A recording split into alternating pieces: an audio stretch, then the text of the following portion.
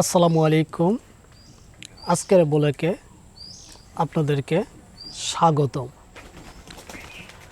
আজকের আমরা আলোচনা করব পশু চিকিৎসায় হোমিওপ্যাথি পর্ব 1। আপনারা জেনে খুশি হবেন যে হোমিওপ্যাথিতেও পশু চিকিৎসা অত্যন্ত চমৎকারভাবে হয়। চাই লক্ষণ সমষ্টি, চাই একটু বুদ্ধি, চাই জ্ঞান, চাই লেখাপড়া। আমি প্রতি বছরে বিশেষ করে আজকের আমরা আলোচনা করব মুরগি নিয়ে। মুরগির কয়েকটি গুরুত্বপূর্ণ রোগ হয়, তার মধ্যে রানীক্ষেত উল্লেখযোগ্য। আমি রানীক্ষেতের যেগুলো কমন সিমটমস আছে সেই কমন সিমটমসগুলো নিয়ে দেখেছি যে সালফার নামক ওষুধটি চলে আসে। যদিও হোমিওপ্যাথিতে কমন সিমটমস দিয়ে ওষুধ নির্বাচন করা যায় না বা ওষুধ নির্বাচন আপনি করতে পারবেন না, কিন্তু যেখানে হোমিওপ্যাথিতে একটি কথা আছে ওয়ান সাইড ডিজিজ, সেখানে হ্যানিম্যান বলেছেন যে ওয়ান সাইড ডিজিজে অল্প সংখ্যায় কম সংখ্যায় লক্ষণ পাওয়া যায়। সেই জায়গায় আপনি আংশিক সদৃশ্য ঔষধ নির্বাচন করবেন। এক্ষেত্রে আমি এরকম একটি ওয়ান সাইড ডিজিজের মতোই চিন্তা করে রানীক্ষেত রোগের যে সকল লক্ষণ সমষ্টি সাধারণত কমন সিমটমস বলে, সাধারণ লক্ষণ বলে, এগুলোকে নিয়ে আমি দেখেছি যে সালফার নামক ঔষধটি চলে আসে। সাধারণত রানীক্ষেত শীতকালে বেশি হয়। তো আমি শীতকাল আসলেই দেশি মুরগিগুলোকে আমি সালফার নামক ওষুধটি প্রয়োগ করি। এতে দেখেছি রানীক্ষেত থেকে আমার মুরগিগুলো ইনশাআল্লাহ এ রোগ থেকে অনেকটাই রক্ষা পায়। তবে যদি আপনি লক্ষণ সমষ্টি পান স্পষ্ট, যেমন এটি হচ্ছে একটি টাইগার মোরগ, এর কিছু বৈশিষ্ট্য আছে। প্রথম বৈশিষ্ট্য হচ্ছে এরা ঘা ঘেঁষে, হোমিওপ্যাথিতে যাকে ম্যাগনেটাইজ বলে, মানে এখানে ফসফরাস আপনি পেয়ে যাবেন। এরা অস্থির, এক জায়গায় বসে থাকে না, দৌড়াদৌড়ি করে, রেস্টলেসনেস পাবেন।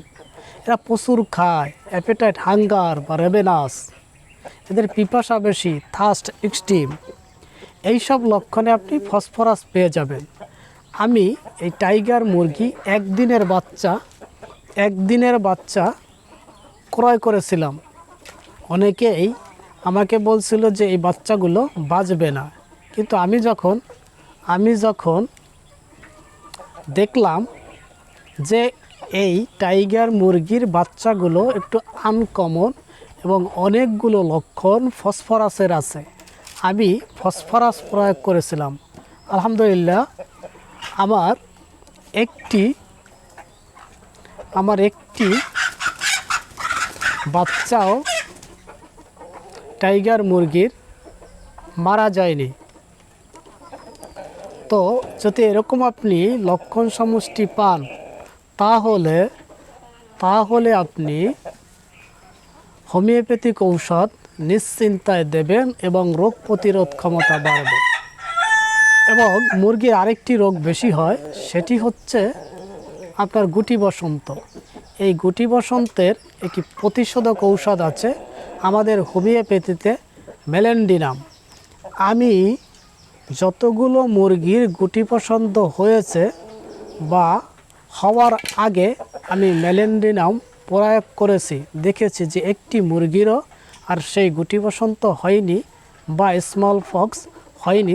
গুটি বসন্ত এখন তো নেই, স্মল পক্স বা মুরগির যে বসন্ত ওঠে সেই বসন্তগুলো হয়নি। এবং দুই একটার হলেও সামান্য পরিমাণ হয়েছে। তো হোমিওপ্যাথিতে পশু চিকিৎসা অনেক মূল্যবান। আপনি কম টাকায়, স্বল্প টাকায় হোমিওপ্যাথিক চিকিৎসা করতে পারবেন। কিন্তু আবারও বলছি, লক্ষণ সমষ্টি ছাড়া আপনি ওষুধ দিলে কাজ হয় না, কারণ হোমিওপ্যাথিতে রোগ না, রোগীর চিকিৎসা করা হয়। Treat the patient, not the disease. তবে যতটা পারেন লক্ষণ নেওয়া, যেহেতু মুরগি বা পশু কথা বলতে পারে না, তাই এদেরকে আপনি একেবারে অনেক লক্ষণ পাবেন না। যতটা নেওয়া যায় ততটাই আপনার নিতে হবে, এবং একটু খেয়াল করলে দুই একটি আনকমন লক্ষণ পেয়ে যাবেন। এবার আমি দেখাচ্ছি আমার মুরগিগুলো কোন জায়গায় পালন করি। যদিও এখন আমার মোরগ মুরগির সংখ্যা কম, অনেকগুলো বিক্রি করে ফেলেছি। এই ঘরটা আমি একটা কারণে উঠিয়েছিলাম বা তৈরি করেছিলাম। এই উপরে আমার গরুর জন্য খড় রাখি। চিন্তা করলাম যে একের ভিতরে দুই করতে হবে, তো উপরে আমি খড় রাখি এবং নিচে মুরগি পালন করি। ভিতরে দেখাচ্ছি। এটা হচ্ছে আপনি এভাবে পালন করলে আপনি লাভবান হবেন। যেহেতু আমাদের জায়গা কম, বা কম জায়গায় অধিক লাভবান হওয়ার জন্য আমরা এইভাবে পালন করি। হচ্ছে উপরের ধাপ, এখানেও মুরগি পালন করি। আরেকটি আছে এই জায়গায় আমি দেখাচ্ছি খুলে। এই একটাই মুরগি রাখি, এটা মোরগ। এখানে একটি মোরগ আছে, দেখা যাচ্ছে না অন্ধকারে। এবং এই হচ্ছে আমার নিচের দিকে, এটা হচ্ছে আমার নিচের দিকে। এই সব জায়গায় মুরগি ছিল, এখন বিক্রি করে দিয়েছি অনেকগুলা, এখন অল্প পরিমাণে আছে। যাই হোক, আজকের ব্লগে আমি এটা বলতে চেয়েছি যে হোমিওপ্যাথিক ঔষধ দ্বারাও পশু চিকিৎসা করা যায়, এবং খুব সুন্দরভাবে করা যায়। যদি অত্যন্ত মারাত্মক কিছু না হয়, তাহলে আপনার ছোটোখাটো রোগ, সর্দি, কাশি, রানীক্ষেত বা এই জাতীয় যত কিছু আছে, এগুলো হোমিওপ্যাথি দ্বারা আপনি সমাধান করতে পারবেন। তো বন্ধুরা, আজকের এ পর্যন্ত। আগামী কোনো পর্বে পশু চিকিৎসার দ্বিতীয় পর্ব আলোচনা করব।